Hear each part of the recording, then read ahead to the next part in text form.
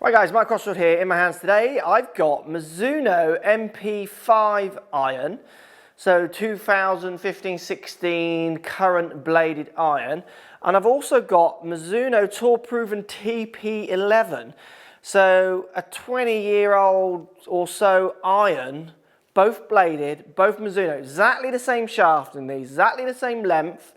There is a slight difference in the lofts, and we'll talk about why and what that does. Lots of people ask me, I've got old blades, what can happen in a blade, what can they do with a blade? Let's test. Old tech, new tech, old blade, new blade. We've also got, Coach Lockie off camera is going to hit some as well because we produce quite different numbers.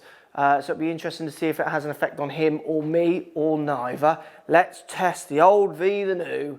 Let's get stuck in.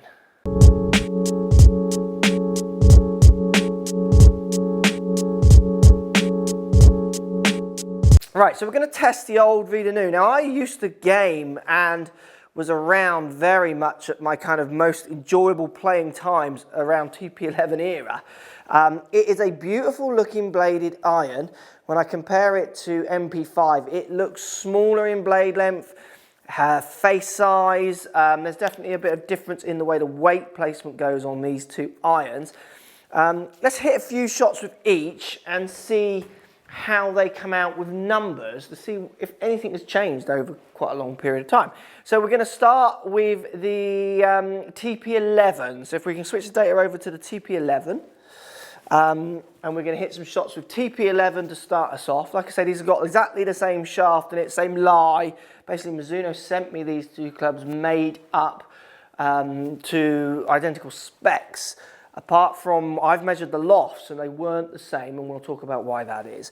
We've got the dots on as well, so we can talk about dynamic lofts being delivered and what that might do to flights. Let's hit a few shots of each.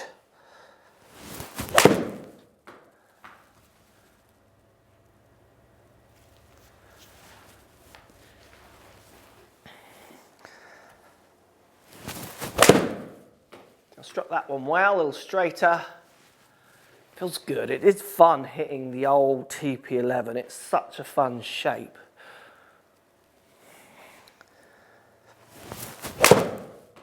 Caught that one more the nearer the bottom.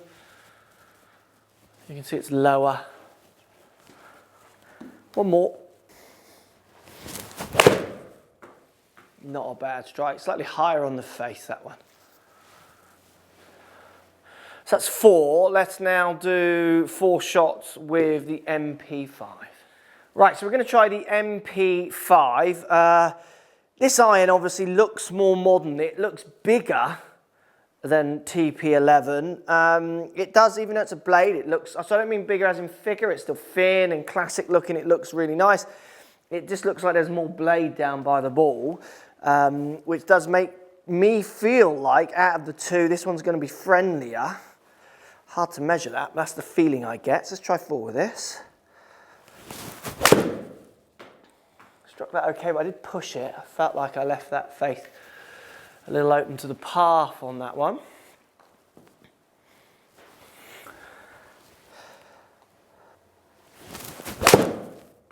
Slightly out the bottom. You can see it's going a little lower, much straighter though. Fraction toey, but very gameable.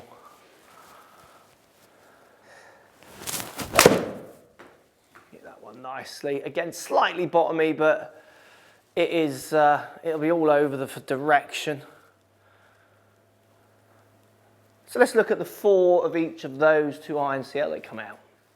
Right, if we look at the numbers of the 2 delivered clubs, it's very interesting. I'm getting 9 yards, I think it is, yeah, no, 8 yards, no, 9 yards average, more distance out of the newer iron than the older one, so out of MP5. I'm getting faster ball speed, so that would suggest either the dynamic loft is different as I attack and hit the ball, or I'm striking it a fraction better. Now, on the test, to me, I felt like I struck them almost quite equivalent, but it also shows you how human testing this, when you're looking at such fine differences, It's not pointless, but it shows how difficult it is to prove any data with human testing. I could hit 100 shots here and it would be hard to really nail the proof of it. So I'm getting more ball speeds out of MP5. I would say that's more on strike than it is out of any kind of constructions.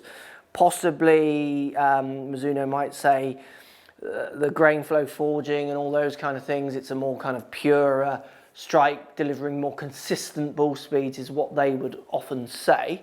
I'm not sure how much of that is true, but there you go. Ball speeds are the same, but or quicker with the new one, but the spin is considerably lower, isn't it? It's around, what is it, 400 revs less with MP5. So that's going to equate to a little bit more distance. I'm hitting 6 irons here, so 5.4 to 5.8. I'm still getting my normal decent amount of spin for a 6 iron to get it to stop the other end.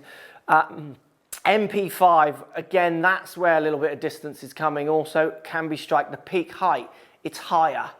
So even though they're launching the same, it's spinning a little less, but it's peaking height a little higher. So for me, it's just going to keep going through the air. So the biggest difference for me out of these two is going to be CG placements on the two clubs. MP5 CG lower, I would argue, on this one with the way it's got this kind of curved back to it, is making a fraction difference to the spin, which, and then in turn from where I strike it, I think it'll add a little bit of ball speed as well. Also to the peak height, which is giving me that little bit more distance. I mean, it's a no-brainer for me on those two. Even though I love the look of the classic TP11, MP5 would win all day long on numbers, as well as when I put it down by the ball, it wins on the size of the head for me. Let's see what Coach gets out of these two. It'd be interesting to see if he gets different numbers on these two. Right, Matt, so we're going to go TP11 to start. Just quickly before we do looks, what are you thinking? Which one would you rather hit, or what, what do you think? The MP5 looks more friendly, doesn't it? Looks bigger, doesn't it? Yeah, a lot more bigger. I quite like the top line as well. It's more defined rather than sort of looks like a more curved top on this one, rather than a sharp edge on the top here. So cosmetics for both of us. I'd go for the newer one over the old one. Yeah, definitely. Okay, let's look at your numbers. I'm going to go back and man the station.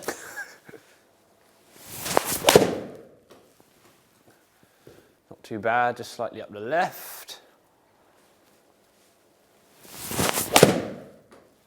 Felt a better strike. On the line. Hit it.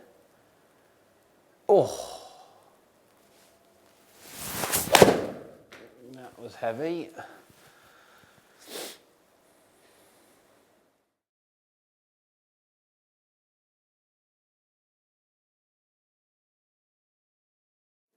Right, MP5. Felt quite good. Slightly drawing back.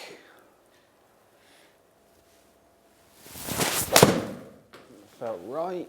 Yeah, just drifting off. How's that one doing? Still not bad for length, I don't think. Slightly heavy, but straight. How's that going to react?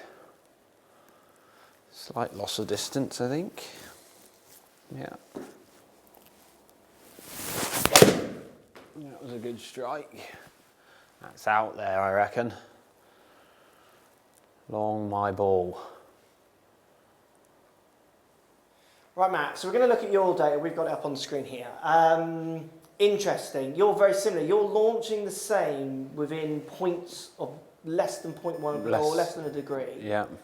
0.3 of a degree. Am I reading that right? Yeah, 0.3 of a degree launch different. So the same. Spins dropped with the MP5, about 200 revs. So what was I was not far off that as well. You were pretty similar to that, I think, yeah. Or something. So the spin is coming off. So why would the spin be coming off that to this? CG's gone lower on the new one. Yeah, I'd say the newer, the CG is a fraction lower than the old one, and we're hitting above it a bit more, which is just pulling off the spin, where we're probably hitting almost on the CG with this. Yeah. Peak height is within a yard, but... You actually went higher with that? Yeah, I did get a few quite... Oh no, it's very similar, isn't it? So So you actually went 1 yard higher with the newer one, which again is going to... So you're spinning less, peaking height more, distance in yards is equating to what, 5? 6 yards further. Sorry, 6 yards further. Dynamic loft the same. Dynamic loft delivered the same. So you can see, guys, it's such a common question for me. I mean, you're going to pick, which one are you buying? I'm picking this because of looks. Yeah. And a bit of yardage doesn't hurt anyone, really, does it? Yeah, and you're not compromising spin enough for it to, like, when I hit the chunky irons, 6-iron spin comes down in the 4,000s. Yeah. Way down. That's not stopping when it's agreed on some, It's not stopping as well when there's a tucked pin. So developments in all irons, it's subtle, but there is definitely an advantage to the new one over the older one for me. Yeah. All day long. If you've got older bladed irons and you love them, keep using them. You know, you're playing well and you love them, there's no need to change. You've got to change that data into actual physical score. Better data doesn't mean you're going to shoot lower scores. For me, I just would rather be able to squeeze a bit more distance and keep those classic looks than have pure classic looks, knowing that someone like a carbon copy of me has got an advantage possibly over a season with a club that's maybe a fraction more friendly, hard to test, and going to promote, 6 to 8 more yards kind of thing. Interesting. I was expecting them to be almost the same. Yes. I really was thinking that really what can you do with a blade? With a blade. Actually, just by moving CG, changing loft slightly, but then not compromising launch or peak height. Which is nice. When I absolutely, or spin within 300 revs. When I try cranked lofted clubs, and there's plenty out there, I see a dramatic change in spin. I see a dramatic change in launch. Yeah. And not a dramatic change in peak height. They're all trying to get their peak heights up there, but I do see changes in peak height. Where this one, I think it's quite a true, out of all the kind of club fits or club reviews I do, I would say this is kind of one of the truer, like, as in, I could really see why someone would benefit from this. Totally. Over other ones. Interesting. Post comments down below, guys. I'd love to hear what you've got to say about this one. I think it's a really interesting kind of concept and shows you that they're always trying to just push those barriers of golf clubs. I still like the look of this one though. Yeah, still a nice club. Yeah. Thanks for watching. Subscribe to my YouTube channel for loads more videos. Find me on Instagram at Crossfield Mark. Also on Twitter at 4golfonline. Find me on Facebook, Mark Crossfield. Thanks for watching. Post comments as always and see you soon.